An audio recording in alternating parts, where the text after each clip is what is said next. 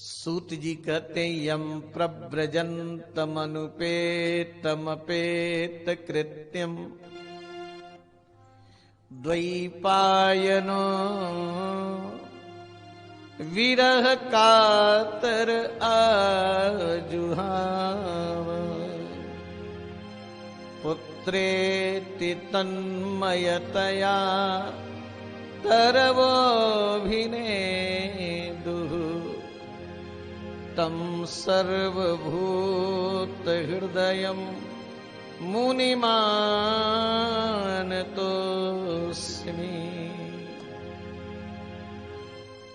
बड़ी सुंदर बात। यम प्रव्रजन्तमनुपेतमपेत कृत्यम।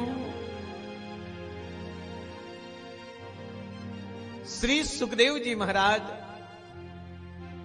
अपनी माता के पेट में 12 वर्ष तक रहे। कौशिक संहिता का वर्णन है। सुखदेव जी अपनी माता के पेट में कितने वर्ष रहे? 12 वर्ष। 12 वर्ष के बाद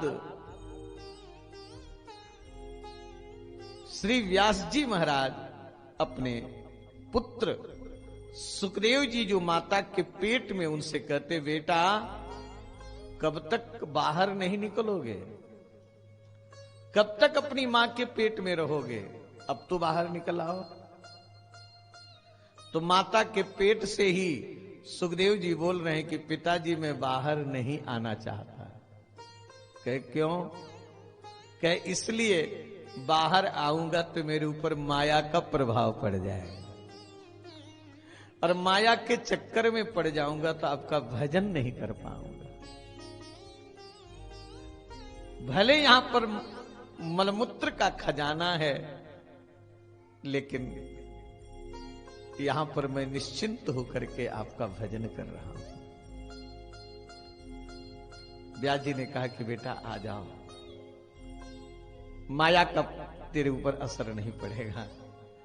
सुखदेव जी ने कहा कि पिताजी माया तो आप पे फैला रहे हो, जो बेटा बेटा कह रहे हो,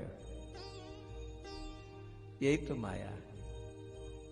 मैं आपके आश्वासन से आश्वस्त नहीं हूं। हां, माया जिनकी दासी है, यदि मायापति मुझसे कह दे तो मैं जरूर आऊंगा। व्यास जी ने भगवान को पुकारा है, और ठाकुर जी व्यास आश्रम पर प्रकट हुए, और भगवान ने कहा कि सुख आ जाओ, मैं अपनी माया दासी को मना कर दूंगा, तेरे ऊपर प्रभाव नहीं पड़ेगा। भगवान के कहने पर सुखदेव जी माता के पेट से बाहर तो निकले, लेकिन अभी नार भी नहीं कटा था। नार को अपने कमर में लपेट करके पर सुखदेव जी जंगल की तरफ भाग चले। जब जंगल की तरफ सुखदेव जी भागने लगे तो वेद व्यास जी पीछे दौड़ने लगे। 12 वर्ष के बाद बेटा पैदा हुआ, वो भी जंगल की तरफ भाग रहा है। पीछे पीछे व्यास जी दौड़ने, बेटा बेटा बेटा, लेकिन सुखदेव जी पीछे मुड़ के नहीं देख रहे, क्योंकि सन्यासी बनने जा रहे, साधु बनने जा रहे।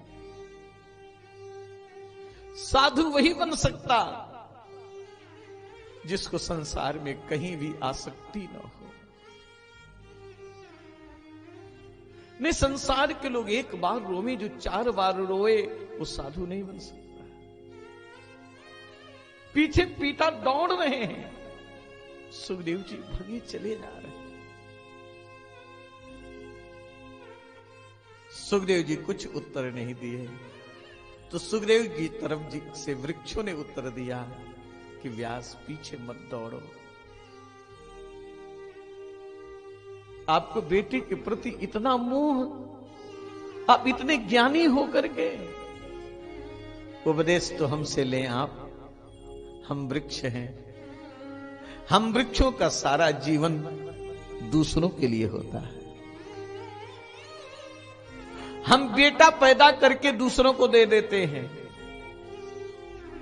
वृक्षों की छाया किसके लिए होती हो?